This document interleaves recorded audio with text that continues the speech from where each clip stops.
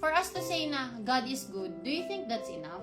Diba hindi? Because a person who thinks that way, yung mga parang hindi naniniwala kay God, it will not take it They will not take it, God is good. Oh, really? Parang ganon. But it takes your testimony. Parang, you should testify for the Lord. Diba? Kunwari, if si Charles, sinabi niya na hindi ako yung kumuha nun, paano niya mapapatunayan? Only if he has a witness, nakakita sa kanya na andun siya ng araw na yun na hindi talaga siya ang kumuha. That's the only time person will believe. And you are a living witness of the Lord. You are living in this world to testify how God is good. Diba? Kung paano siya naging mabuti.